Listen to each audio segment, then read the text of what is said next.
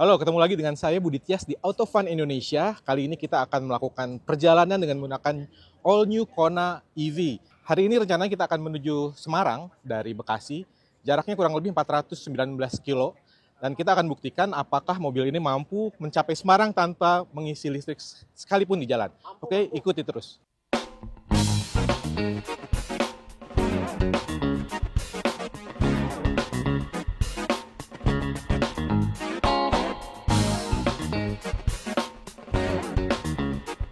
Perjalanan dimulai dari kawasan Kota Bintang, Bekasi dan diperkirakan akan menempuh jarak 420 km hingga ke Hotel Tentrem di Kota Semarang. Saat dimulai, kondisi baterai pada panel instrumen menunjukkan angka 100% dengan perkiraan jarak tempuh sejauh 458 km. Sebagai informasi, all new Kona Electric varian Signature Long Range yang kami gunakan saat ini mengusung baterai dengan kapasitas 66 kWh yang menjadi sumber tenaga bagi motor listrik yang bertenaga puncak 217 PS dan torsi maksimal 255 Nm.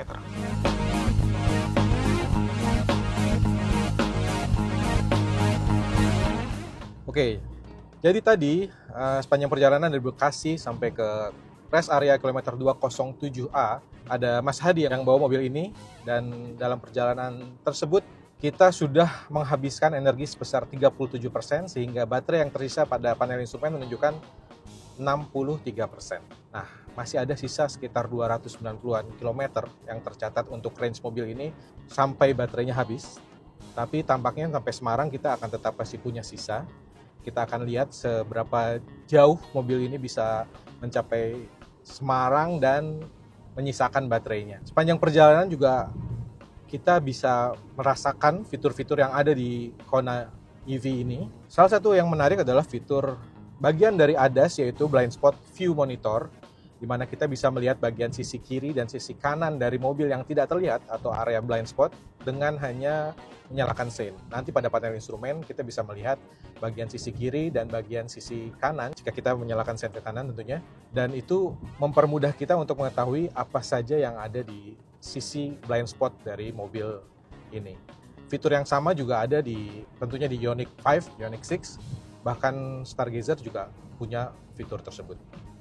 Hal yang juga menarik adalah, dan ini bukan bagian dari ADAS, tapi ini adalah salah satu hal penting dari keselamatan yang diperhatikan oleh Hyundai adalah dengan adanya tombol-tombol fisik. Jadi mereka masih tetap mempertahankan beberapa tombol yang terkait dengan pengaturan dari multimedia, infotainment, penyejuk kabin atau AC yang masih bisa ditekan pada bagian dashboard.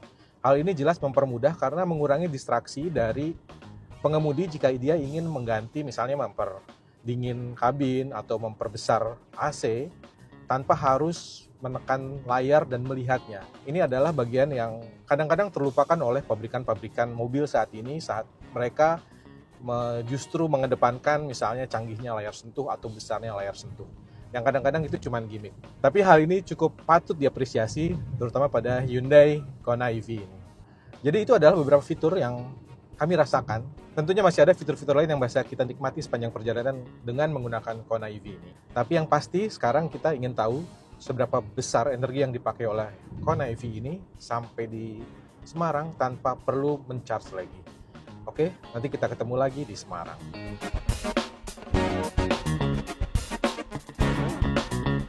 Sekarang kita sudah ada di kilometer 349, artinya tinggal 30 kilo lagi sebelum kita istirahat. Dan saat ini total perjalanan yang sudah kita tempuh adalah 335 km. Ada di panel instrumen dan baterai tersisa 32%. Atau 146 km lagi range-nya. Kira-kira sampai nggak ya Semarang dan berapa sisanya? Kita akan masih menempuh perjalanan, tapi yang pasti konsumsi listriknya sekarang menunjukkan 7,6 km per kilowatt hour. Kita udah jalan 5 jam 21 menit. Kita akan lanjut, nanti kita berhenti dulu di kilometer 379, dan habis itu lanjut lagi ke Semarang. Oke, sampai ketemu lagi nanti. Saat sampai di rest area kilometer 379A, MID mencatat perjalanan telah ditempuh sejauh 364,4 km. dari titik awal kita berangkat di Bekasi. Pada panel instrumen tercatat sisa baterai 27% dengan perkiraan sisa jarak tempuh sejauh 119 km. Artinya, perjalanan tahap kedua ini mencatatkan konsumsi energi 7,6 km per kWh dengan kecepatan rata-rata 62,8 km per jam. Oke, sekarang kita sudah beristirahat di kilometer 379 dan akan melanjutkan perjalanan ke Semarang. Tapi sebelum kita berjalan, sebenarnya ada banyak hal yang menarik mengenai Hyundai Kona EV ini. Seperti apa hal-hal menarik mengenai mobil ini nanti kita akan lihat setelah ini. Tak hanya soal pembuktian jarak tempuh, sepanjang perjalanan kami juga dapat merasakan berbagai keunggulan yang ditawarkan oleh All New Kona Electric.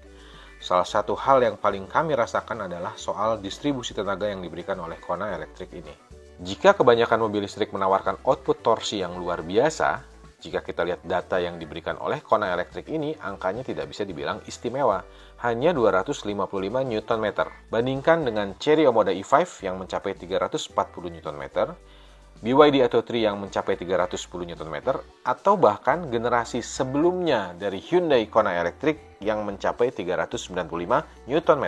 Hal ini justru menyuguhkan pengendaraan yang terasa lebih normal bagi All New Kona Electric, karena akselerasi yang disuguhkan tidak terlalu agresif. Tentunya hal ini juga memberikan kontribusi kepada efisiensi energi yang lebih baik serta keselamatan berkendara. Kami juga merasakan beberapa keunggulan fitur kenyamanan yang ditawarkan oleh Kona Electric sepanjang perjalanan. Yang paling terasa sejak awal adalah kehadiran Bose Premium Sound System dengan 8 speaker dan amplifier yang terpisah. Hal ini menghadirkan sistem hiburan yang menyenangkan sepanjang perjalanan.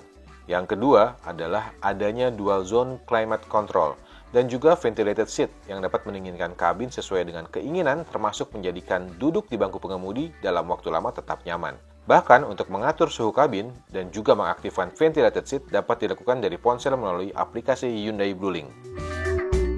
Selamat pagi, hari ini kita di hari kedua bersama Kona EV dan kemarin kita sudah berjalan dari Bekasi menuju ke Semarang, total sejauh 412 km, dan dari hasil pengujian kemarin sepanjang perjalanan, sisa baterai dari penuh di Bekasi hingga ke Semarang hanya tersisa 16%.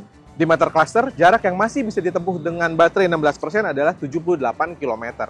Sepanjang perjalanan, konsumsi energi yang dihabiskan adalah 7,8 km per kWh. Dan sepanjang perjalanan 7 jam itu membuktikan bahwa Kona EV mampu menempuh perjalanan lebih dari 400 km tanpa harus mengisi baterai. Hari ini kita akan menjelajah kota Semarang dan setelah itu kita akan menuju Ambarawa. Seperti apa keseruannya? Ikuti terus. Dalam perjalanan ke Ambarawa, kami juga sempat mencoba fitur V2L atau Vehicle to Load, di mana pada Kona Electric ini tersedia baik di dalam kabin maupun di luar kabin. Dengan adanya fitur ini, bahkan saat kita tengah berkendara, kita dapat memanfaatkan output listrik pada bagian konsol tengah di baris kedua untuk menyalakan perangkat elektronik seperti laptop atau alat listrik portable lainnya. Sementara, fitur V2L di luar kabin dapat dimanfaatkan untuk menyalakan peralatan elektronik yang lebih besar saat diperlukan, seperti peralatan masak berupa kompor listrik maupun rice cooker. Nah, itu tadi adalah perjalanan kita selama 2 hari bersama Hyundai Kona Electric dan kita sudah berjalan 420 km dari Bekasi ke Semarang. Kita sudah menjelajah kota Semarang juga, bahkan sampai ke Ambarawa sini, dan kita sudah mencoba berbagai fitur dari Hyundai Kona Electric, mulai dari ADAS selama perjalanan dari Bekasi ke Semarang, termasuk kenyamanan di dalam kabinnya.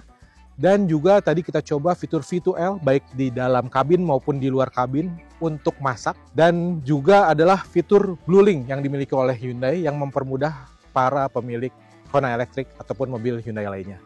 Sampai ketemu lagi di video Autofun Indonesia selanjutnya. Jangan lupa like, subscribe, dan share video ini jika kalian suka.